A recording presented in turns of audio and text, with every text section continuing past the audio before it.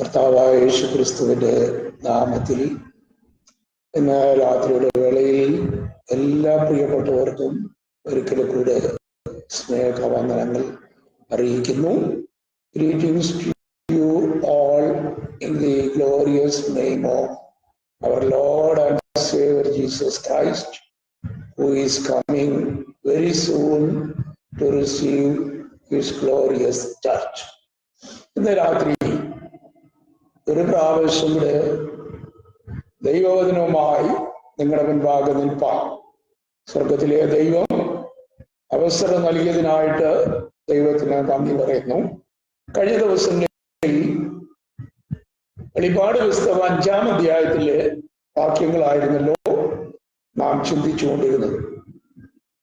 ഇന്നു മുതൽ 6-ാം അധ്യായം 1 മുതലുള്ള ഭാഗങ്ങൾ ചിന്തിക്കുവാൻ കർത്താവിന്റെ കൃപയിൽ ശരണപ്പെടുകയാണ്.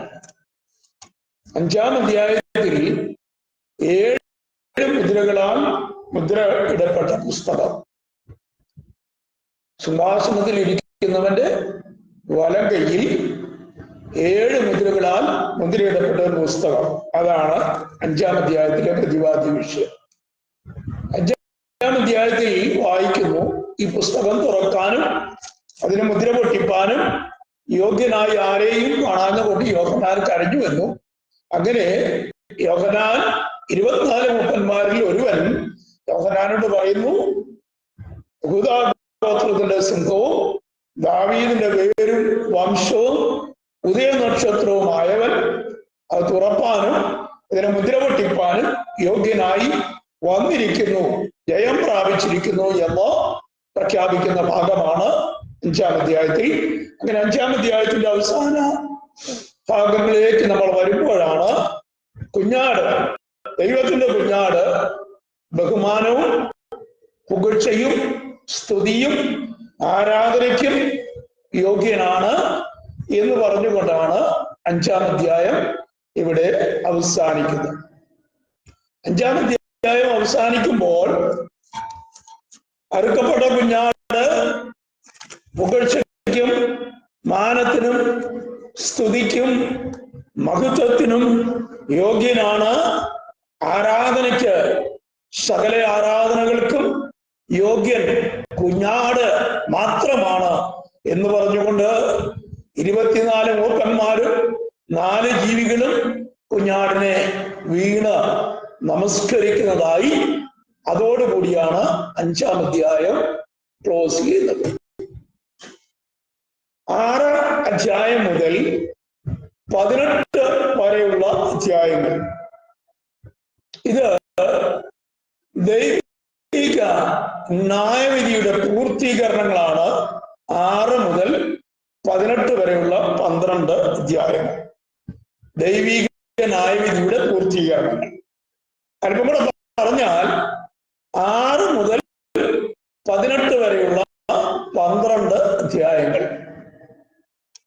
മഹോപദ്രവ കാലഘട്ടത്തിന്റെ ആരംഭത്തെ 3.5 വർഷവും അതിനുശേഷമുള്ള 3.5 വർഷവും, 2ആയി തിരിച്ചാണല്ലോ മഹോപദ്രവ കാലഘട്ടം, അതായത് ഗ്രേറ്റ് ട്രിബുലേഷൻ പീരീഡിനെ 2ആയി ഡിവൈഡ് ചെയ്താണ് പഠിപ്പിക്കുന്നത്. ഫസ്റ്റ് ഹാഫ് 3.5 years അഥവാ 1260 ദിവസക്കാലം അഥവാ 42 മാസം. First half of the tribulation period എന്നുള്ളത് 3.5 വർഷക്കാലം. വെളിപാട് പുസ്തകത്തിലെ തന്നെ ഇതിന്റെ അടിസ്ഥാനത്തിൽ ഒരു കാലം, ഇരുകാലം, അരക്കാലം, അതാണ് 3.5 വർഷം. മാസങ്ങളുടെ കണക്കിൽ 42 മാസങ്ങൾ, ദിവസങ്ങളുടെ കണക്കിൽ 1260 ദിവസങ്ങൾ. അങ്ങനെ 6-ാം അധ്യായം മുതൽ 18 വരെയുള്ള 12 അധ്യായങ്ങളിൽ യഹോവയായ ദൈവത്തിന്റെ ന്യായവിധിയുടെ പൂർത്തീകരണങ്ങളാണ് നമ്മൾ ഈ ഭാഗത്ത് കാണുവാൻ സാധിക്കും. 6-ാം അധ്യായത്തിലേക്ക് വരുന്നതിന് മുമ്പ് ഒരു ഇൻട്രൊഡക്ഷൻ ആയിട്ടാണ് ഈ കാര്യങ്ങൾ ഞാൻ ഓർപ്പിക്കുന്നത്. അപ്പോ 6, 7, 8 അധ്യായങ്ങളിൽ കുഞ്ഞാട് അറുക്കപ്പെട്ട കുഞ്ഞാട് 7 മുദ്രകൾ പൊട്ടിക്കുമ്പോൾ നടക്കുന്ന സംഭവങ്ങളാണ് 6, 7, 8 അധ്യായങ്ങളിൽ രേഖപ്പെടുത്തിയിരിക്കുന്നത്.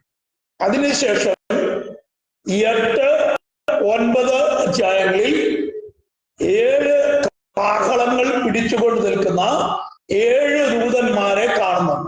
അങ്ങനെ 7 കാഹളങ്ങൾ പിടിച്ചിരിക്കുന്ന 7 ദൂതന്മാരും ദൈവിക അരുളപ്പാടുകൾക്കനുസരിച്ച് 1-ാം മുദ്ര പൊട്ടിച്ചു, 2-ാം മുദ്ര പൊട്ടിച്ചു എന്ന് വെളിപ്പാട് ഈ 6, 7 അധ്യായങ്ങൾ നമ്മൾ വായിക്കുന്ന പോലെ 1-ാം കാഹളം ഊതി, 2-ാം കാഹളം ഊതി എന്ന് പറഞ്ഞ് 7 കാഹളങ്ങൾ ഊതുകയും ആ 7 കാഹളങ്ങൾ ഊതുമ്പോൾ സംഭവിക്കുന്ന സംഭവവികാസങ്ങളുമാണ് 8, 9, 10 3 അധ്യായങ്ങളിൽ കാണും. അതിനുശേഷമായി ന്യായവിധിയുടെ അവസാനത്തെ പരമ്പരയായിരിക്കുന്ന 7 ക്രോധ കലശങ്ങളുടെ ന്യായവിധി. 3 സെറ്റ് ന്യായവിധികളാണുള്ളത്. ഫസ്റ്റ് 1 7 മുദ്രകൾ പൊട്ടിക്കുമ്പോൾ ഉള്ള ന്യായവിധികൾ. രണ്ടാമത്തേത് 7 കാഹളങ്ങൾ ഊതുമ്പോൾ ഉള്ള ന്യായവിധികൾ. മൂന്നാമത്തേത് 7 ക്രോധ കലശങ്ങൾ ഭൂമിയിൽ ഒഴിക്കുമ്പോൾ ഉണ്ടാകുന്ന ന്യായവിധികൾ. അങ്ങനെ 3 സെറ്റ് ന്യായവിധികളാണ് 6 മുതൽ 18 വരെയുള്ള അധ്യായങ്ങളിൽ നടക്കുന്നത്. അപ്പോ ഈ 6 മുതൽ 18 വരെയുള്ള അധ്യായങ്ങളിൽ സംഭവിക്കുന്ന സംഭവവികാസങ്ങൾ first half of the tribulation പീരീഡും second half of the great tribulation പീരീഡിലും നടക്കുന്ന സംഭവങ്ങളാണ്. അല്പം കൂടെ പറഞ്ഞാൽ ഈ 6-ാം അധ്യായം മുതൽ 18 വരെയുള്ള അധ്യായങ്ങളിൽ നടക്കുന്ന സംഭവങ്ങൾ യഹൂദ ജനത്തിനും ഇസ്രായേൽ എന്ന് പറയുന്ന ഒരു രാജ്യത്തിനും ദൈവത്തിന്റെ വിശുദ്ധ പട്ടണമായിരിക്കുന്ന യെരുശലേം എന്ന നഗരത്തിനും വേണ്ടിയുള്ളതാണ്. ഒന്നുകൂടെ ഞാൻ ക്ലിയർ ചെയ്യാം. ഈ 6 മുതൽ 18 വരെയുള്ള അധ്യായങ്ങളിലുള്ള ദൂതുകൾ അഥവാ അരുളപ്പാടുകൾ, ന്യായവിധികൾ, ഇവ യഹൂദ എന്ന് പറയുന്ന ജാതിക്കും, യഹൂദൻ എന്ന ജാതിക്കും, 2 ഇസ്രായേൽ എന്ന രാഷ്ട്രത്തിനും, 3 യെരുശലേം എന്ന് പറയുന്ന ദൈവത്തിന്റെ വിശുദ്ധ നഗരത്തിനും വേണ്ടിയുള്ളതാണ്. അതാണ് ദാനിയേലിന്റെ പ്രവചനത്തിൽ നമ്മൾ വായിക്കുന്നത്. നിന്റെ ജനത്തിനും നിന്റെ വിശുദ്ധ നഗരമായ യെരുശലേമിനും 70 ആഴ്ചവട്ടങ്ങൾ നിയമിച്ചിരിക്കുന്നു എന്ന് ദാനിയേൽ പ്രവചനത്തിൽ പറഞ്ഞിരിക്കുന്ന വാക്യങ്ങളുടെ അടിസ്ഥാനത്തിൽ ഈ 70-ാം ആഴ്ചവട്ടം അഥവാ 70-ാം ആഴ്ചവട്ടം or the last week of the prophecy of book of Daniel, Daniel പ്രവചനത്തിലെ അവസാനത്തെ ആഴ്ചവട്ടം, അതിനെ ബൈബിളിൽ പഠിപ്പിക്കുന്നത് the great tribulation period for the people of Israel, Israel ജനത്തിനു വേണ്ടിയുള്ള അതിഭയങ്കരമായ മഹോ ഉപദ്രവ കാലഘട്ടം എന്നാണ് ആ ഭാഗങ്ങൾ നമ്മളെ പഠിപ്പിക്കുന്നത്. അപ്പോ 6-ാം അധ്യായത്തിന്റെ 1 മുതൽ 8-ാം അധ്യായം തീരുന്നത് വരെയുള്ള ഭാഗങ്ങളിൽ 7 മുദ്രകളാൽ മുദ്രയിടപ്പെട്ട പുസ്തകത്തിലെ ഓരോ മുദ്രകൾ വെച്ച് കുഞ്ഞാട് തുറക്കുന്നു, പൊട്ടിക്കുന്നു. 6-ാം അധ്യായം 1 മുതൽ 8-ാം അധ്യായം തീരുന്നവരുള്ള 2 അധ്യായങ്ങളിൽ 6, 7, 8 3 അധ്യായങ്ങളിൽ 7 മുദ്രകളാൽ മുദ്രയിടപ്പെട്ടിരിക്കുന്ന പുസ്തകം, അതിനെ മുദ്ര പൊട്ടിപ്പാനും അത് തുറപ്പാനും കുഞ്ഞാടേ നീ മാത്രം യോഗ്യനാണ് എന്ന് പറഞ്ഞുകൊണ്ട് അവസാനിക്കുന്ന 5-ാം അധ്യായത്തിലെ പ്രവചനങ്ങളുടെ തുടക്കം അഥവാ ന്യായവിധികളുടെ തുറക്കം ആരംഭിക്കുന്നതായിട്ടാണ് നമ്മൾ ഈ ഭാഗത്ത് കാണുന്നത്. അപ്പോ 6-ാം അധ്യായം 1 മുതൽ 4 വരെയുള്ള വാക്യങ്ങൾ ഞാനിന്ന് വായിക്കും. അതിൽ 2 മുദ്രകൾ പൊട്ടിക്കുന്ന ഭാഗങ്ങളുണ്ട്. എന്നാൽ ഫസ്റ്റ് സീൽ പൊട്ടിക്കുമ്പോൾ ലോകത്തിൽ എന്താണ് നടക്കുന്നത് എന്ന് മാത്രം ഇന്ന് രാത്രി ഓർപ്പിച്ച് ആ വിഷയത്തോട് ക്ലോസ് ചെയ്യുവാൻ കർത്താവിന്റെ കൃപയിൽ ഞാൻ ശരണപ്പെടുകയാണ്. ഞാൻ ഒന്നുകൂടെ പറയട്ടെ, 6 മുതൽ 18 വരെയുള്ള 12 അധ്യായങ്ങളിൽ വെളിപ്പാട് പുസ്തകം, 6 മുതൽ 18 വരെയുള്ള 12 അധ്യായങ്ങളിൽ ഇസ്രായേൽ ജനത്തിനോടുള്ള ബന്ധത്തിലും യഹൂദ ജാതിയോടുള്ള ബന്ധത്തിലും യെരൂശലേം എന്ന് പറയുന്ന വിശുദ്ധ ജാതിയോടുള്ള ബന്ധത്തിലും വിശുദ്ധ നഗരത്തോടുള്ള ബന്ധത്തിലും ദൈവം തിരുവചനത്തിൽ അരുളി ചെയ്തിരിക്കുന്ന പ്രവചനങ്ങളുടെ നിറവേറലുകൾ സംഭവിക്കുകയും ദൈവിക ന്യായവിധികളുടെ പൂർത്തീകരണങ്ങൾ ഉണ്ടാകുകയും ചെയ്യുന്ന കാലഘട്ടമാണ് വെളിപ്പാട് പുസ്തകം 6 മുതൽ 18 വരെയുള്ള 12 അധ്യായങ്ങൾ. ഒന്നുകൂടെ ഓർമ്മിപ്പിക്കട്ടെ, വെളിപ്പാട് 6 മുതൽ 12 വരെയുള്ള അധ്യായങ്ങൾ എന്ന് പറയുമ്പോൾ അത് യഹൂദൻ എന്ന് പറഞ്ഞ ഒരു ജാതിക്കും ഇസ്രായേൽ എന്ന് പറയുന്ന രാഷ്ട്രത്തിനും യഹൂദന്റെ വിശുദ്ധ നഗരമായ യെരൂശലേം എന്ന നഗരത്തിനും വേണ്ടി മാത്രമുള്ള പ്രവചനങ്ങളും അവയുടെ മേൽ ചൊരിയപ്പെടുന്ന യഹോവയായ ദൈവത്തിന്റെ ന്യായവിധികളും ആ ന്യായവിധിയുടെ കാലഘട്ടത്തിൽ ഈ ഭൂമിയിൽ ജീവിച്ചിരിക്കുന്നവർക്ക്, ഈ ഭൂമിയിൽ ശേഷിച്ചിരിക്കുന്നവർക്ക് വേണ്ടിയുള്ള ന്യായവിധികളും അവയുടെ പോരവുകളുമാണ് 6 മുതൽ 18 വരെയുള്ള അധ്യായങ്ങളിൽ രേഖപ്പെടുത്തിയിരിക്കുന്നത്. അപ്പോ 6-ാം അധ്യായം 1 മുതലുള്ള വാക്യങ്ങൾ ഇന്ന് രാത്രി ചിന്തയ്ക്കായി ഞാൻ വായിക്കും. 6-ാം അധ്യായം 1 മുതൽ 4 വരെയുള്ള വാക്യങ്ങളാണ് വായിക്കുന്നത്. കുഞ്ഞാട് മുദ്രകളിൽ 1 പൊട്ടിച്ചപ്പോൾ, ശ്രദ്ധിക്കുക, the Lamb of God opens the first seal. ശ്രദ്ധിക്കണം, കുഞ്ഞാട് മുദ്രകളിൽ 1 പൊട്ടിച്ചപ്പോൾ നീ വരിക എന്ന് 4 ജീവികളിൽ 1 ഇടിമുഴക്കത്തോടെ പറയുന്നത് ഞാൻ കേട്ടു. ഞാൻ വിവരിക്കാം, വാക്യങ്ങൾ വായിച്ചു വിടുകയാണ്. നീ വരിക എന്ന് 4 ജീവികളിൽ 1 ഇടിമുഴക്കത്തോടെ പറയുന്നത് ഞാൻ കേട്ടു. അടുത്തത് 2-ാം വാക്യം. അപ്പോൾ ഞാൻ ഒരു വെള്ളക്കുതിരയെ കണ്ടു, അതിന്മേൽ ഇരിക്കുന്നവന്റെ കയ്യിൽ ഒരു വില്ല് ഉണ്ട്, അവൻ ഒരു കിരീടവും ലഭിച്ചു, അവൻ ജയിക്കുന്നവനായും ജയിക്കുവാനായും പുറപ്പെട്ടു. അപ്പൊ 2-ാം വാക്യം തീർന്നു. 3, അവൻ 2-ാം മുദ്ര പൊട്ടിച്ചപ്പോൾ വരിക എന്ന് 2-ാം ജീവി പറയുന്നത് ഞാൻ കേട്ടു. അടുത്തത്, അപ്പോൾ ചുവന്നതായ മറ്റൊരു കുതിര പുറപ്പെട്ടു, അതിന്റെ പുറത്തിരിക്കുന്നവന് മനുഷ്യർ അന്യോന്യം കൊല്ലുവാൻ തക്കവണ്ണം ഭൂമിയിൽ നിന്ന് സമാധാനം എടുത്തു കളയേണ്ടതിന് അധികാരം ലഭിച്ചു. അവന് ഒരു വലിയ വാളും അവന് കിട്ടി. അപ്പൊ 4 വാക്യങ്ങളാണ് ഞാൻ ഇന്ന് രാത്രി വായിച്ചു. ഈ 4 വാക്യങ്ങളും ചിന്തിക്കുവാൻ സമയം ലഭിക്കുമെന്ന് ഞാൻ കരുതുന്നില്ല. 2 വാക്യങ്ങൾ ചിന്തിച്ച് അതിനെക്കുറിച്ച് ചില വിവരണങ്ങളും ഓർപ്പിച്ച് ഇന്ന് രാത്രി അവസാനിപ്പിക്കാം. 2-ാമത്തെ മുദ്ര പൊട്ടിച്ചപ്പോൾ നടന്ന സംഭവം അടുത്ത ദിവസം നമുക്ക് ചർച്ച ചെയ്യുവാൻ ഇടയാകട്ടെ. ഇവിടെ ഒന്നുകൂടി ആ ഭാഗങ്ങൾ വായിക്കുന്നു.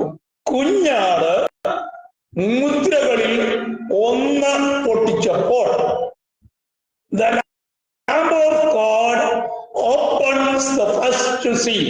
6-ാം അധ്യായം നമുക്കത് ഇംഗ്ലീഷ് ഒന്ന് വായിച്ചാൽ കുറച്ചുകൂടെ നല്ല അർത്ഥം അതിൽ നിന്ന് ലഭിക്കും. അതുകൊണ്ട് ഞാനത് ഇംഗ്ലീഷില് 6-ാം അധ്യായം ഒന്ന് വായിക്കുകയാണ്. And I saw when the Lamb of God opened one of the seals, I heard as it were the noise of thunder, one of the 4 beasts saying, Come and see. I saw, and behold, a white horse, and he that sat on him had a bow, and a crown was given unto him, and he went forth conquering and to conquer. ഇത് വളരെ important ആയിട്ടുള്ള ഒരു ഭാഗമാണ് 6-ാം അധ്യായം 1 മുതലുള്ള വാക്യങ്ങൾ. ഇവിടെ നമ്മൾ വായിച്ചു, കുഞ്ഞാട് മുദ്രകളിൽ 1 പൊട്ടിച്ചപ്പോൾ എന്ന് പറഞ്ഞാൽ മുദ്ര പൊട്ടിപ്പാനും ആ പുസ്തകം തുറക്കാനും യോഗ്യൻ കുഞ്ഞാട് മാത്രമാണ്. കാരണം ആ കുഞ്ഞാട് 1 അധികാരം പ്രാപിച്ചു, 2 അവൻ ജയം പ്രാപിച്ചു. ഈ അധികാരമുള്ളവൻ പുറപ്പെട്ടു വരുന്നത് വരെ, അധികാരമുള്ള കുഞ്ഞാട് ജയം പ്രാപിച്ചു വരുന്നത് വരെ പ്രവാചകനായ ദാനിയേലിനോട് മുദ്രയിട്ട പ്രവചനങ്ങളെ സൂക്ഷിക്കുക എന്ന് പറഞ്ഞ പ്രവചനങ്ങളുടെ മുദ്ര പൊട്ടിപ്പാനായി അധികാരമുള്ളവൻ, ദാവീദ് ഗോത്രത്തിന്റെ വേരായവൻ, യഹൂദാ ഗോത്രത്തിന്റെ സിംഹമായവൻ അധികാരം പ്രാപിച്ച് ജയം പ്രാപിച്ച് അവൻ എഴുന്നേറ്റ് വന്നപ്പോൾ പ്രവചനങ്ങൾക്ക് മുദ്രയിട്ടിരുന്ന പ്രവചനങ്ങളെ പൊട്ടിക്കുവാൻ കുഞ്ഞാട് മുദ്രകളെ ഓരോന്നായി പൊട്ടിച്ചു തുടങ്ങുകയാണ്. അപ്പോ അധികാരം പ്രാപിച്ചവൻ, 2 ജയം പ്രാപിച്ചിരിക്കുന്നു എന്നാണ് മലയാളത്തിൽ കൊടുത്തിരിക്കുന്നത്. യഹൂദാ ഗോത്രത്തിന്റെ സിംഹവും ദാവീദിന്റെ വേരും ആയവൻ പുസ്തകവും അതിന്റെ മുദ്രയും തുറപ്പാൻ തക്കവണ്ണം ജയം പ്രാപിച്ചിരിക്കുന്നു. ശ്രദ്ധിക്കണേ. അപ്പോ പുസ്തകം തുറക്കാനും അതിന്റെ മുദ്ര പൊട്ടിക്കാനും ജയം പ്രാപിച്ച ഒരുവൻ വെളിപ്പെടുന്നത് വരെ, ശ്രദ്ധിക്കണം, പ്രവാചകനായ ദാനിയേൽ 5-ാം നൂറ്റാണ്ടിൽ BC 5-ാം നൂറ്റാണ്ടിൽ പ്രവാചകനായ ദാനിയേലിനോട് ദാനിയേൽ 12-ാം അധ്യായത്തിന്റെ 2 വാക്യങ്ങളിൽ 10-ാം അധ്യായത്തിന്റെ 1 വാക്യത്തിലും അങ്ങനെ 3 വാക്യങ്ങളില് തെളിവോടുകൂടെ ദാനിയേലിനോട് ദൈവമായ യഹോവ കൽപ്പിച്ചു, ദാനിയേലേ, ഈ പുസ്തകത്തിലെ പ്രവചനങ്ങളെ നീ മുദ്രയിടുക. 10-ാം അധ്യായത്തിൽ പറയുന്ന വാക്യമാണ്. ദാനിയേലേ, നീ പോയിക്കൊള്ളുക, പ്രവചനങ്ങളെ അടച്ചും മുദ്ര വയ്ക്കുകയും ചെയ്യുക. 12-ാം അധ്യായത്തിലെ വാക്യം. അപ്പൊ ഞാൻ പറഞ്ഞത് ഈ 3 വാക്യങ്ങളുടെ അടിസ്ഥാനത്തിൽ, അപ്പൊ 3 വാക്യങ്ങൾ ഉണ്ടോ നമുക്ക് നോക്കാം. ദാനിയേലിന്റെ പ്രവചനം 10-ാം അധ്യായത്തിൽ പറയുന്ന വാക്യം,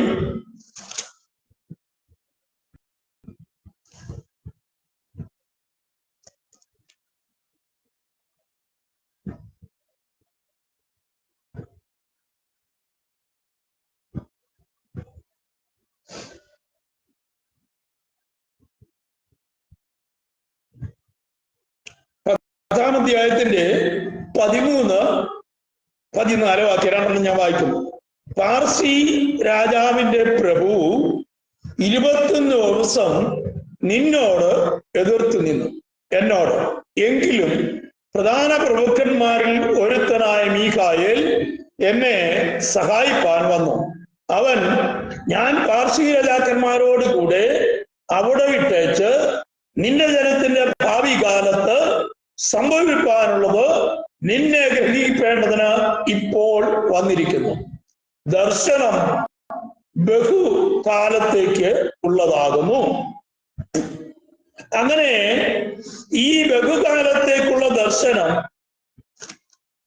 12-ാം അധ്യായത്തിൽ നമ്മൾ 2 വാക്യങ്ങളിൽ വായിക്കുന്നു. ദാനിയേലേ, അന്ത്യകാലം വരെ ഈ വചനങ്ങളെ അടച്ച് മുദ്രയിടുക. 12-ന്റെ 4-ാം വാക്യം, 12-ന്റെ 9-ാം വാക്യം. ദാനിയേലേ പോയിക്കൊള്ളുക, ഈ വചനങ്ങൾ അന്ത്യകാലത്തേക്ക് അടച്ചും മുദ്ര ഇട്ടുന്നിരിക്കുന്നു. ഞാൻ 5-ാം അധ്യായം സംസാരിച്ചപ്പോൾ ഈ വിഷയങ്ങൾ ഓർപ്പിച്ചതാണ്. എങ്കിലും ഒരിക്കൽ കൂടെ പറയട്ടെ. ഈ വാക്യം 12-ന്റെ 9-ാം വാക്യം അമേരിക്കൻ സ്റ്റാൻഡേർഡ് വേർഷൻ നമ്മൾ വായിക്കുമ്പോൾ അതിലിങ്ങനെ രേഖപ്പെടുത്തിയിരിക്കുന്നു: go ye Daniel, vision, this book is concealed and sealed up for the end of days.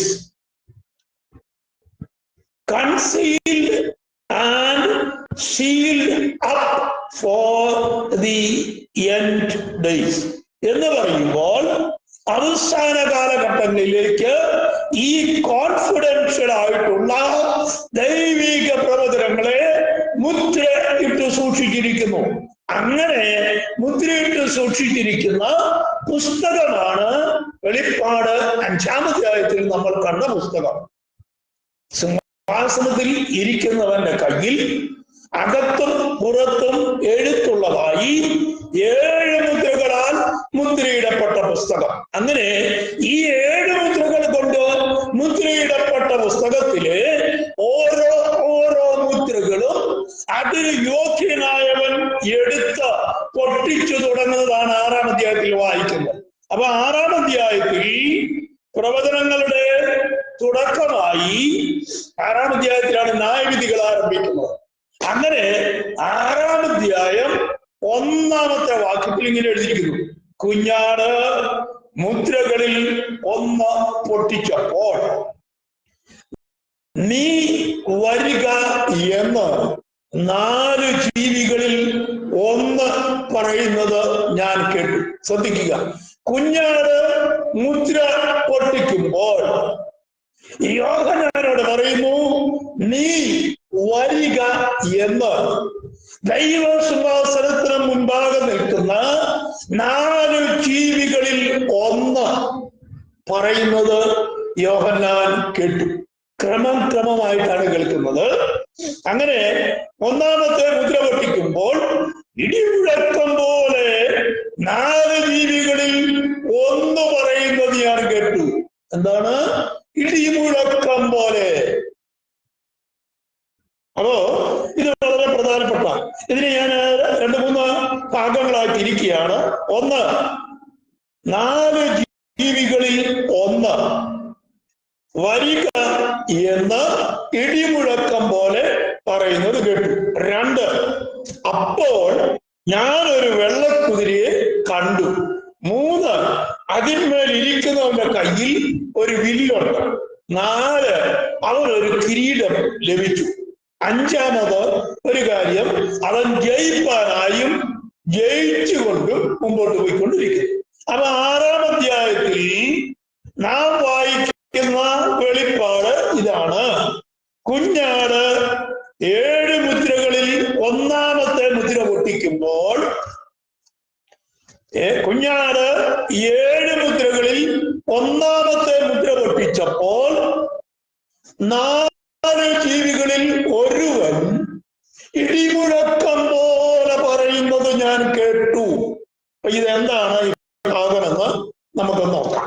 ഈ ഇടിമുഴക്കത്തെ കുറിച്ച് എനിക്ക് ചില കാര്യങ്ങൾ പറയാം. ഇടിമുഴക്കം, the thundering, the voice of thunder. ഇടിമുഴക്കം പോലൊരു ശബ്ദം ഞാൻ കേട്ടു എന്ന് യോഹന്നാൻ പറഞ്ഞു.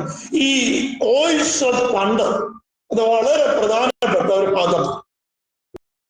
ഒന്ന്, it refers to the powerful and divine sounds containing from the throne of God, often associated with judgment of God the Majesty. അത് ഞാൻ മലയാളത്തിൽ പറയാം. ഈ ഇടിമുഴക്കം എന്നുള്ളത് ബൈബിൾ റെഫർ ചെയ്യുമ്പോൾ കിട്ടുന്ന ചില കാര്യങ്ങളാണ്. ഈ ഇടിമുഴക്കം എന്നുള്ളത് ദൈവത്തിന്റെ അതിശക്തമായ ഒരു ശബ്ദം.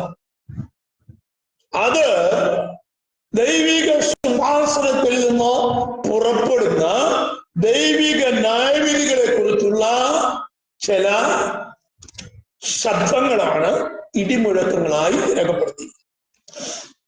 ദൈവിക ന്യായവിധികളെ കുറിച്ചിട്ടുള്ള ചില ദൈവിക ശബ്ദങ്ങൾ, തണ്ടറിങ് സൗണ്ട്. ഇത് സിംബോളൈസ് ചെയ്യുന്നത് എന്താന്ന് നോക്കിയാൽ, thunder, lightning as in relation to symbolic presentation of God's power and wrath. ഇത് പ്രതിനിധീകരിക്കുന്നത് ഏതാ? തണ്ടറിങ് അഥവാ ഇടിമുഴക്കവും മിന്നലും നാദവും പുറപ്പെട്ടു എന്നൊക്കെ പറഞ്ഞ് സങ്കീർത്തനങ്ങൾ നമ്മൾ ചില വാക്യങ്ങൾ വായിക്കുന്നുണ്ട്. അതിന്റെയൊക്കെ റെഫറൻസുകൾ കർത്താവിനെ വെച്ച് ഞാൻ തരാം. ഇടിമുഴക്കവും മിന്നലും നാദവും പുറപ്പെട്ടു എന്നൊക്കെയാണ് സങ്കീർത്തനങ്ങളിൽ രേഖപ്പെടുത്തിയിരിക്കുന്നത്. അപ്പോ thundering and lightning in Revelation are the symbolic presentation of God's power and wrath of God. ഈ തണ്ടറിങ്ങും ഇടിയും മിന്നലും നാദവും പുറപ്പെട്ടു എന്നൊക്കെ പുസ്തകത്തിൽ രേഖപ്പെടുത്തിയിരിക്കുന്നത് പല വേദവാക്യങ്ങളിലുണ്ട്. അത് ചൂണ്ടിക്കാണിക്കുന്നത്, പ്രതിനിധീകരിക്കുന്നത്, അല്ലെങ്കിൽ അത് സംസാരിക്കുന്നത് യഹോവയായ ദൈവത്തിന്റെ ശക്തിയെയും ദൈവത്തിന്റെ ന്യായവിധിയുടെ ക്രോധത്തെയുമാണ് ഇത് ചൂണ്ടിക്കാണിക്കുന്നത്. യഹോവയുടെ സന്നിധിയിൽ നിന്ന് ഇടിമുഴക്കവും മിന്നലും നാദവും പുറപ്പെട്ടു എന്ന് ദൈവവചനത്തിൽ നമ്മൾ വായിക്കും. അപ്പോ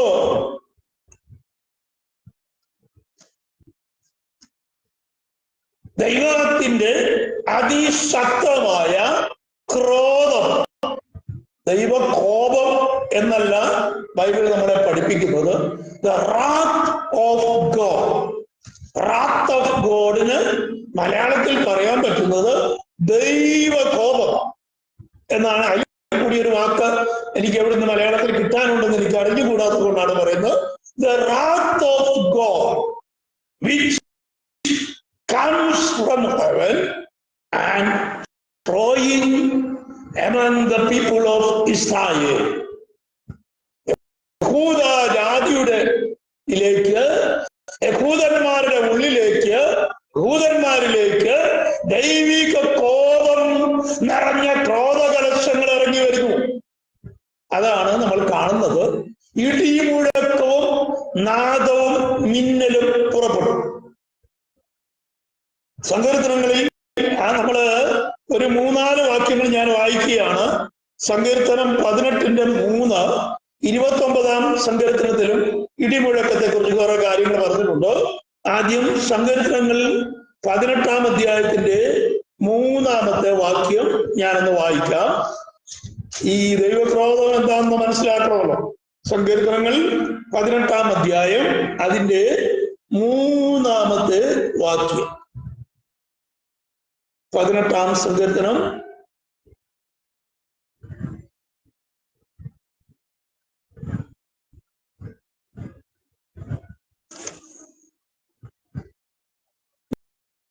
ാം സങ്കീർത്തനത്തിലെ വാക്യങ്ങൾ വായിക്കാം. 29:3-7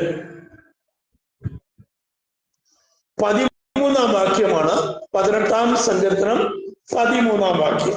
അതിങ്ങനെ എഴുതുന്നു: യഹോവ ആകാശത്തിൽ ഇടിമുഴക്കി, അത്യുന്നതൻ തന്റെ നാദം കേൾപ്പിച്ചു, ആലിപ്പഴവും തീക്കനലും പൊഴിഞ്ഞു, അവൻ അസ്ത്രമെയ്ത് അവരെ ചിതറിപ്പിച്ചു എന്നൊക്കെയാണ് 18-ാം സങ്കീർത്തനത്തിൽ കൊടുത്തിരിക്കുന്ന വാക്യം.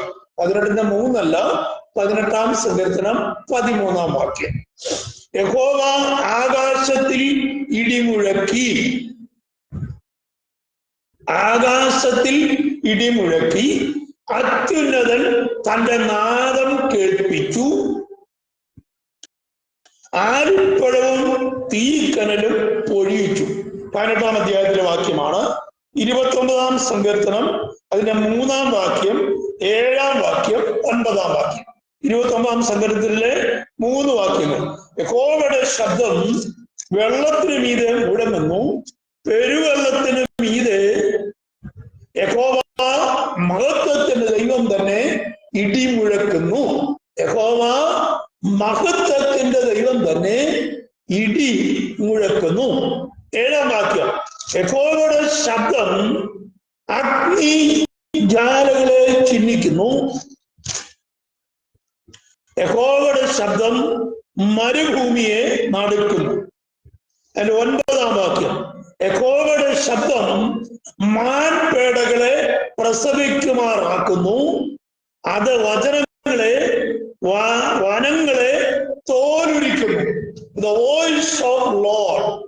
ഇതാണ് 29-ാം അധ്യായത്തിലെ പ്രതിവാദ്യ വിഷയം സങ്കീർത്തനം. അതിൽ പറയുന്ന 3-ാം വാക്യത്തിൽ പെരുവെള്ളത്തിന് മീതെ യഹോവ മഹത്വത്തിന്റെ ദൈവം തന്നെ ഇടിമുഴക്കുന്നു. യഹോവയുടെ ശബ്ദം മഹിമയോടെ മുഴങ്ങുന്നു. ഇതാണ് ആ സങ്കീർത്തനത്തിൽ പറയുന്നത്. 77-ാം സങ്കീർത്തനത്തില് ഒരു വാക്യമുണ്ട്. 77-ാം സങ്കീർത്തനം അതിന്റെ 18-ാം വാക്യം കൂടെ ഞാൻ വായിക്കും. 77 Psalm 77. മേഘങ്ങൾ വെള്ളം ചൊരിയിക്കുന്നു, ആകാശം നാദം മുഴക്കി. 18. നിന്റെ ഇടിമുഴക്കം ചുഴലിൽ കാറ്റിൽ മുഴങ്ങി, മിന്നലുകൾ ഭൂതലത്തെ പ്രകാശിപ്പിച്ചു, ഭൂമി കുലുങ്ങി നടുങ്ങിപ്പോയി. അപ്പോ യഹോവയുടെ ശബ്ദം എന്നാണ് ഇവിടെ ഒരു പ്രധാന വിഷയം. ഇടിമുഴക്കത്തോടെ ജീവികളിൽ ഒന്ന് സംസാരിച്ചപ്പോൾ ഇടിമുഴക്കം പോലെ ഒരു ശബ്ദം ഞാൻ കേട്ടു. അതിനെക്കുറിച്ച് പറയാനാ, നിന്റെ ഇടിമുഴക്കം ചുഴലിക്കാറ്റിൽ മുഴങ്ങി. നിന്റെ ഇടിമുഴക്കം ചുഴലിക്കാറ്റിൽ മുഴങ്ങി, മിന്നലുകൾ പ്രകാശത്തെ ഭൂതലത്തെ പ്രകാശിപ്പിച്ചു. Thundering and lightening.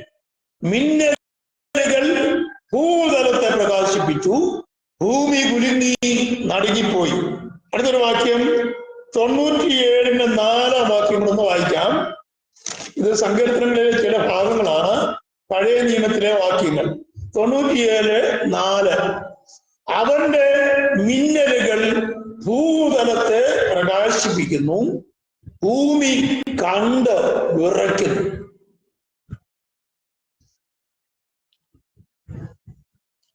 ഇത് പഴയ നിയമത്തിലെ ഭാഗങ്ങളാണ് ഞാൻ വായിച്ചത്. ഇതേപോലെ തന്നെ പുറപ്പാട് പുസ്തകത്തിൽ ഒരു വാക്യം. It is very important. പുറപ്പാട് പുസ്തകം 19-ാം അധ്യായത്തിന്റെ 16-ാം വാക്യം. Exodus chapter 19:16. 19-ാം അധ്യായം 16-ാം വാക്യവും 20-ാം അധ്യായം 18-ാം വാക്യം. 2 വാക്യങ്ങൾ ഞാൻ വായിക്കും. കാഹളധ്വനി ദീർഘമായി ഉറച്ചു വന്നപ്പോൾ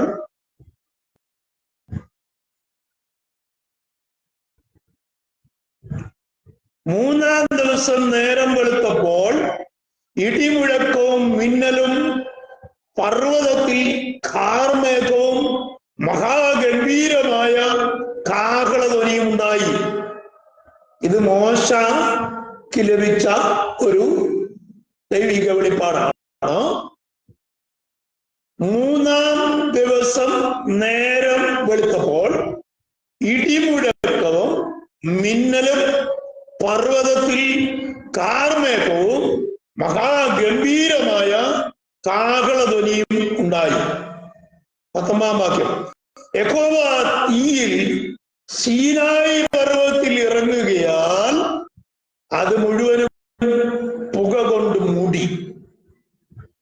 ആ ഭാഗം അവിടെ വിടുകയാണ്. അടുത്തത് 20:18 വാക്യം.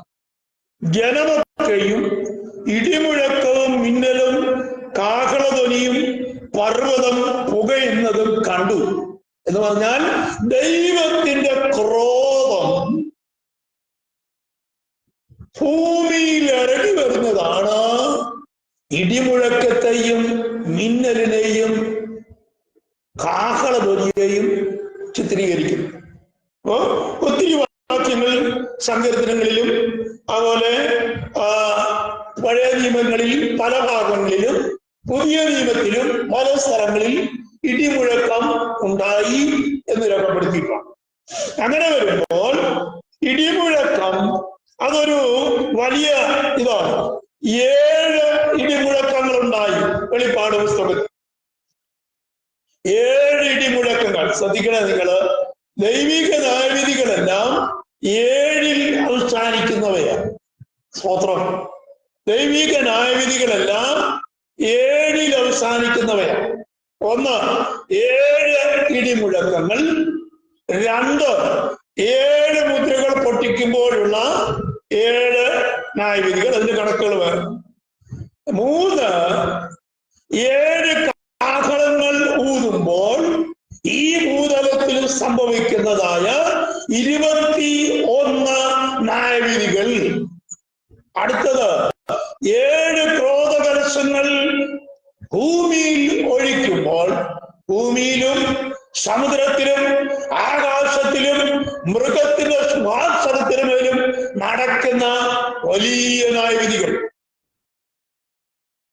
7 കാഹളങ്ങൾ, 7 സഭകൾ, 7 പൊൻനിലവിളക്കുകൾ.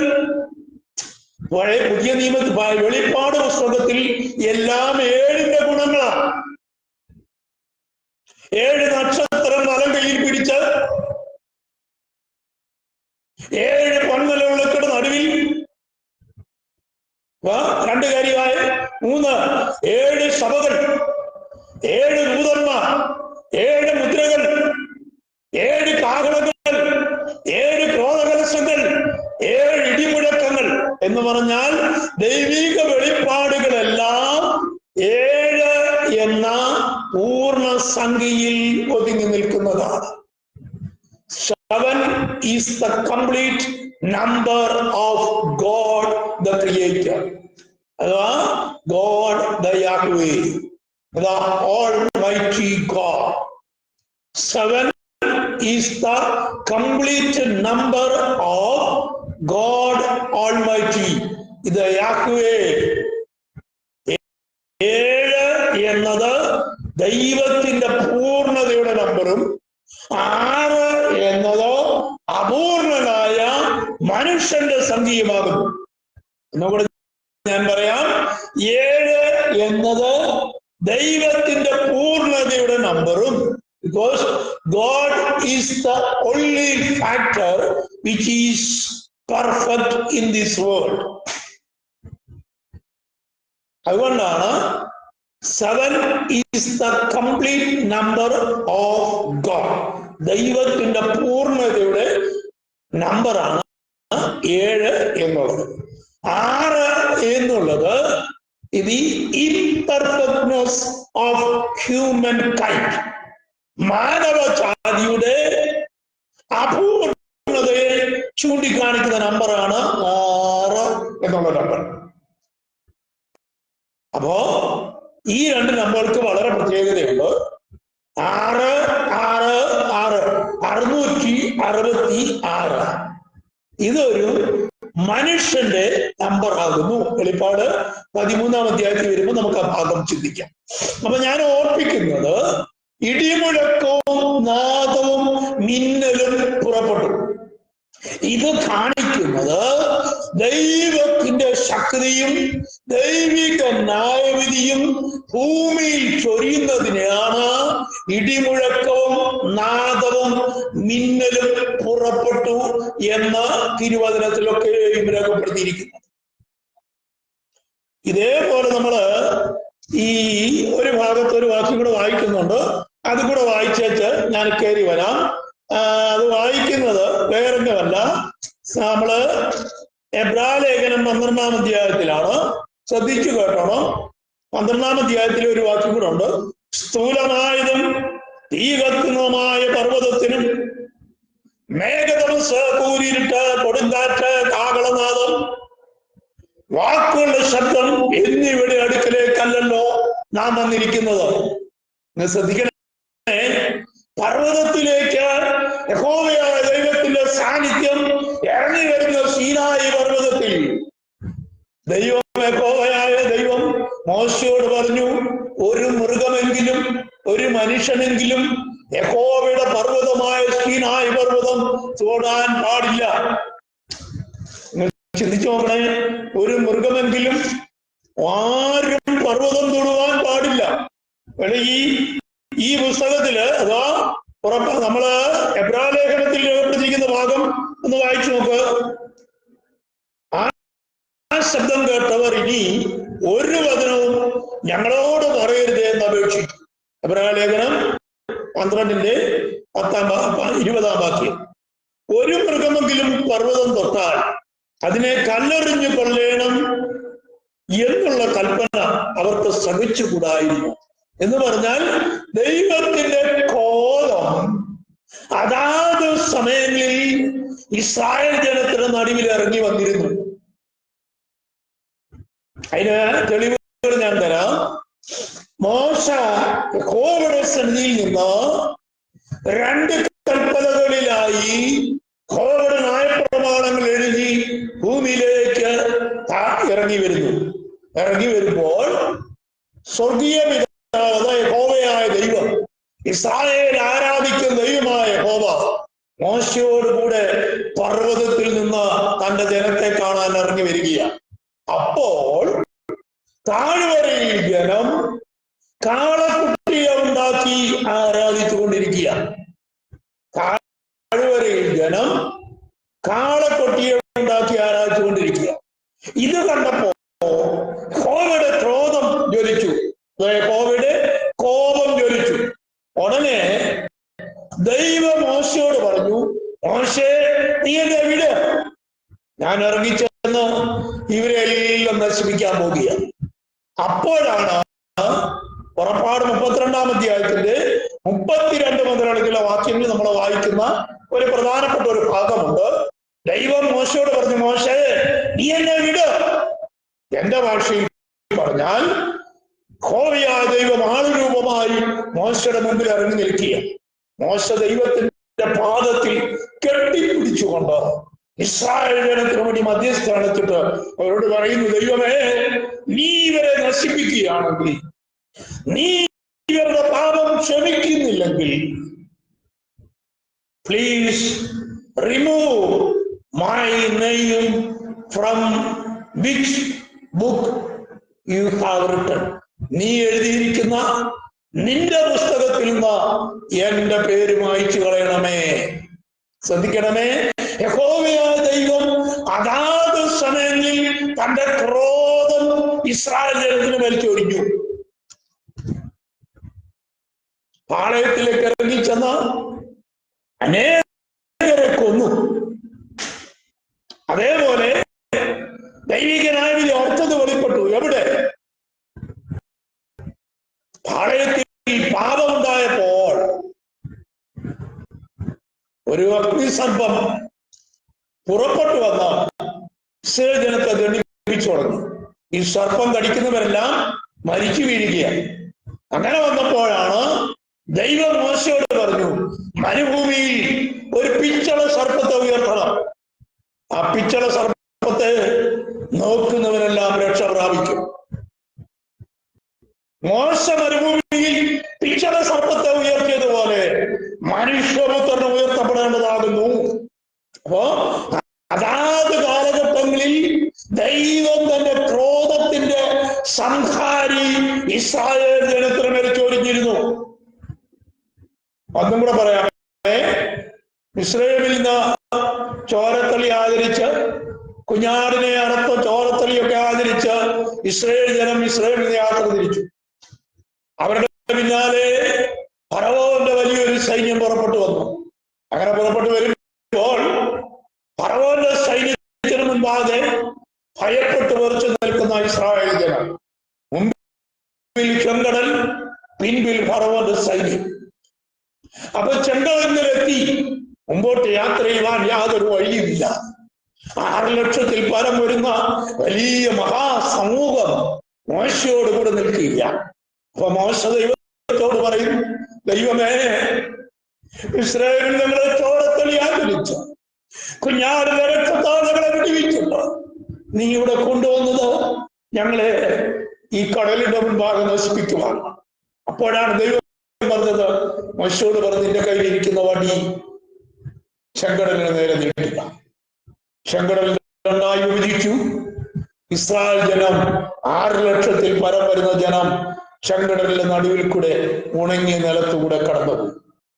അങ്ങനെ ഇവർ അക്കരയ്ക്ക് എത്താറായപ്പോൾ പുറകിൽ കൂടെ ഫറവോന്റെ സൈന്യവും യാത്ര ആരംഭിച്ചു. നമ്മൾ പുറപ്പാട് പുസ്തകത്തിൽ വായിക്കുന്നു, മുമ്പിൽ സഞ്ചരിച്ചു കൊണ്ടിരുന്ന യഹോവയുടെ തേജസ്, അഗ്നിസ്തംഭവും മേഘതമസ്സും ജനത്തിന്റെ പുറകിൽ വന്നു നിന്നു. അങ്ങനെ ആ മേഘതമസ്സിൽ നിന്നുകൊണ്ട് യഹോവയായ ദൈവം മിസ്രൈം ജനത്തെ നോക്കിക്കഴിഞ്ഞ് ഒരു അവസാനത്തെ കാലാൾ വരെയും ചെങ്കടൽ കടന്നു കഴിഞ്ഞപ്പോ മോശയോട് ദൈവം കൽപ്പിച്ചു, നിന്റെ വടി നേരെ ചെങ്കടലിന്റെ നേരെ തിരികെ നീട്ടുക. ചെങ്കടൽ പൂർവസ്ഥിതിയിൽ വരികയും മിസ്രൈം ജനത്തെ ചെങ്കടലിൽ തള്ളിയിട്ട് കൊല്ലുകയും ചെയ്തു. യഹോവയുടെ ക്രോധം, ശ്രദ്ധിക്കണേ, മിസ്രൈമിനോടുള്ള ദൈവത്തിന്റെ ക്രോധം ചെങ്കടലിൽ അവരെ മുക്കിക്കൊണ്ട് ദൈവം നിറവേറ്റി. അപ്പോ ഇടിമുഴക്കം പോലെ ഉണ്ടായ നാദം, ഞാനിത് പറഞ്ഞു വരുന്നത്, ഇടിമുഴക്കവും നാദവും മിന്നലും ഇവ ദൈവിക ക്രോധം ജനത്തിന്റെ മേൽ വരുന്നതിന് മുമ്പ് ഇസ്രായേലിന്റെ പല ഭാഗങ്ങളിലും സംഭവിച്ചു. 1 സാമുവേലിന്റെ പുസ്തകത്തിൽ ഒരു വാക്യമുണ്ട്, 2 സാമുവേലിന്റെ പുസ്തകം 22:14 ഒരു വാക്യമുണ്ട്. ഇന്ന് ഈ ഭാഗത്തോട് പ്രവേശിക്കാൻ കഴിയുമെന്ന് എനിക്ക് തോന്നുന്നില്ല. 2 സാമുവേൽ 22-ാം അധ്യായത്തിലെ 12 വാക്യങ്ങളും അതേപോലെ തന്നെ നമ്മുടെ ഇയ്യോബിന്റെ പുസ്തകത്തിലെ 1-2 വാക്യങ്ങളും ഈ മിന്നലിനോടുള്ള ബന്ധത്തിൽ ഞാൻ വായിക്കാം. 2 സാമുവേൽ chapter 22 verse 14. 22-ാം അധ്യായം. യഹോവ ആകാശത്തിൽ ഇടിമുഴക്കി, അത്യുന്നതൻ തന്റെ നാദം കേൾപ്പിച്ചു, അവൻ അസ്ത്രമെയ്ത് അവരെ ചിതറിച്ചു, തിരുമൂക്കിലെ ശ്വാസത്താൽ കടലിന്റെ ചാലുകൾ കാണായി വന്നു. ഇത് 2 സാമുവേൽ 22:14. ഇയ്യോബ് 37 ഇതിനെക്കുറിച്ച് ചില ഭാഗങ്ങളുണ്ട്. അതും കൂടെ ഒന്ന് വായിച്ചു വെച്ച് ഞാൻ ഇന്നത്തെ ഈ ഭാഗം കൂടെ അവസാനിപ്പിക്കും. Book of job chapter 37. അതില് ഒരു 4 വാക്യങ്ങളുണ്ട്. അത് വളരെ പ്രധാനപ്പെട്ടതാണ്. അതൊന്ന് വായിക്കേണ്ടത് ആവശ്യമായിരുന്നു. ഞാൻ വായിക്കും.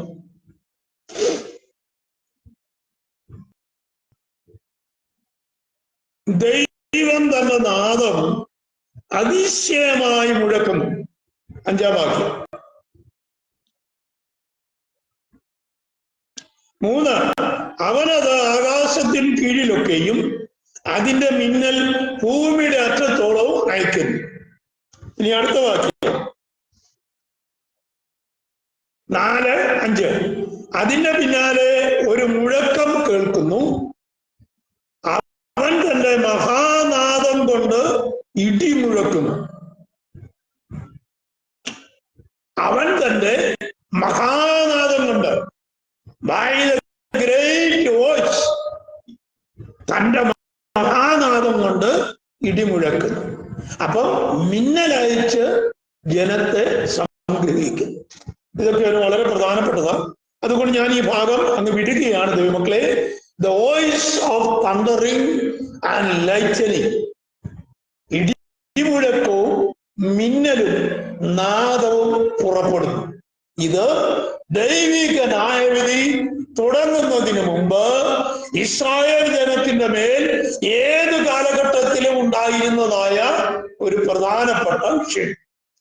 അതുകൊണ്ടാണ് വെളിപ്പാട് പുസ്തകം 6-ാം അധ്യായത്തിൽ ഇടിമുഴക്കം ഉണ്ടാകാൻ കാരണം. അപ്പോ അടുത്തത് 4 കാര്യങ്ങൾ കൂടെ സൂചിപ്പിച്ച് ഞാൻ പെട്ടെന്ന് ഈ ഭാഗം അവസാനിപ്പിക്കുവാൻ ആഗ്രഹിക്കുകയാണ്. 6-ാം അധ്യായത്തിലെ 2-ാം വാക്യം. അപ്പോൾ ഞാൻ ഒരു വെള്ളക്കുതിരയെ കണ്ടു. I saw a white horse. ഞാനൊരു വെള്ളക്കുതിരയെ കണ്ടു. ഈ വെള്ളക്കുതിര എന്തിനെയാണ് പ്രതികരിക്കുന്നത്? ഞാനൊരു വെള്ളക്കുതിരയെ കണ്ടു. ചിലര് പറയുന്നത് ഇത് ആന്റി ക്രൈസ്റ്റ് ആണെന്ന് പറയുന്ന ഒരു ഗ്രൂപ്പ് ആൾക്കാരുണ്ട്. ആന്റി ക്രൈസ്റ്റ് വെള്ളക്കുതിര പുറത്തല്ല യാത്ര ചെയ്യുന്നത്. വെള്ളക്കുതിര പുറത്ത് യാത്ര ചെയ്യുന്നവൻ ആരാന്ന് ഞാനിന്ന് പറയുവാൻ ശ്രമിക്കുക. The white horse is always interpreted representing a leader of the army, symbolizing Antichrist as a figure of power that will emerge during end times. ഒന്നാമത്തെ ഒരു ഭാഗം, ഈ ചില ആൾക്കാർ പറയുന്ന ഭാഗമെന്ന് ഞാൻ പറയുക. വൈറ്റ് ഹോഴ്സിൽ ഇരിക്കുന്നവൻ ആന്റി ക്രൈസ്റ്റ് ആണെന്നാണ് ചില ആൾക്കാർ പറയുന്നത്. എന്നാൽ കുതിരമേൽ ഇരിക്കുന്നവന് ഒരു കിരീടം ലഭിച്ചു. അവൻ ജയിച്ച് മുന്നേറിക്കൊണ്ടിരിക്കുന്നു. He is conquering to conquer. Conquering to conquer. ജയാളിയായി പുറപ്പെട്ടു വന്നിരിക്കുന്ന ഒരുവൻ ആരാണ്? Jesus Christ, the only conqueror, the only victorious person. He that conquering the world. ലോകത്തെ കീഴടക്കിയവൻ, മരണത്തെ കീഴടക്കിയവൻ, സാത്താനെ കീഴടക്കിയവൻ, ലോക ഇമ്പങ്ങളെ കീഴടക്കിയവൻ ഭൂമിയിൽ ഒരൊറ്റ വ്യക്തി മാത്രമേ ഉള്ളൂ. അത് നമ്മുടെ കർത്താവായ യേശു ക്രിസ്തുവാ. ചില ആൾക്കാര് ഈ പുസ്തകം, വെളിപ്പാട് പുസ്തകം പഠിപ്പിക്കുന്ന ചിലര് പറയുന്ന ചില ദുരിതവശങ്ങളുടെ കൂട്ടത്തിൽ ഒന്നാണ് 6-ാം അധ്യായത്തിൽ കാണുന്ന വെള്ളക്കുതിരമേൽ ഇരിക്കുന്നവൻ ആന്റി ക്രൈസ്റ്റ് ആണെന്ന് പഠിപ്പിക്കുന്ന ചിലരുണ്ട്. അതിനെക്കുറിച്ച് ഒരു വിവാദ വിഷയമാ. ഞാൻ അവിടേക്ക് കടക്കുവാൻ കർത്താവിന്റെ കൃപയിൽ ശരണപ്പെടുന്നില്ല. White horse often symbolize purity and victory and power. വെള്ളക്കുതിര എപ്പോഴും വിശുദ്ധിയെയും വിജയത്തെയും ശക്തിയെയും ചൂണ്ടിക്കാണിക്കും. ഇത് പറയുമ്പോൾ വെള്ളക്കുതിര എപ്പോഴും വിശുദ്ധിയെയും വിക്ടറിയെയും ശക്തിയെയും ചൂണ്ടിക്കാണിക്കും. White horse always represents, symbolize purity, victory and power. For Antichrist there is no purity, because he is the man of lawlessness, because he is the man of son of prediction. അധർമ്മമൂർത്തി എന്നാണ് ആന്റിക്രൈസ്റ്റിനെ കുറിച്ച് വെളിപ്പാട് പുസ്തകത്തിൽ അതാ പൗലോസ് അപ്പോസ്തലൻ പഠിപ്പിക്കുന്നു. That's why the one who sat on the white horse is not Antichrist. Instead, the one who sat on the white horse is Jesus Christ. White horse symbolize purity, victory and power. ആന്റിക്രൈസ്റ്റിനെ കുറിച്ച് പറയുമ്പോ അവൻ അധർമ്മമൂർത്തി. അധർമ്മമൂർത്തിക്ക് എങ്ങനെ വിശുദ്ധി ഉണ്ടാകും? അധർമ്മമൂർത്തിക്ക് ഒരിക്കലും വിശുദ്ധി ഉണ്ടാകത്തില്ല.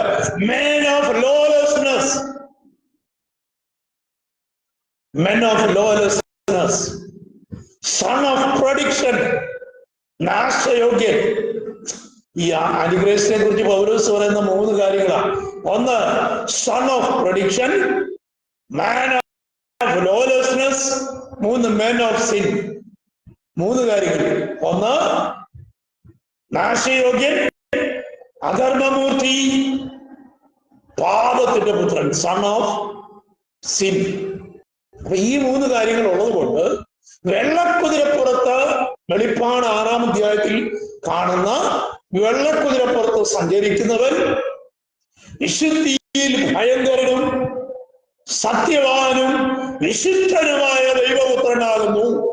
അതിനൊരു തെളിവ് 6-ാം അധ്യായത്തിൽ തന്നെ ഞാൻ പറയാം. 6-ാം അധ്യായത്തിൽ ഇതിന് പറ്റിയൊരു തെളിവാണ്. 6-ാം അധ്യായത്തിൽ 9-ാം വാക്യം മുതൽ, അവൻ 5-ാം മുദ്ര പൊട്ടിച്ചപ്പോൾ ദൈവവചന നിമിത്തം തങ്ങൾ പറഞ്ഞ സാക്ഷ്യവും ഹേതുവായും അടക്കപ്പെട്ടവരുടെ ആത്മാക്കളെ ഞാൻ യാഗപീഠത്തിന്റെ കീഴിൽ കണ്ടു. അടുത്ത വാക്യം, വിശുദ്ധനും സത്യവാനുമായ നാഥ. എന്നാൽ വിശുദ്ധനും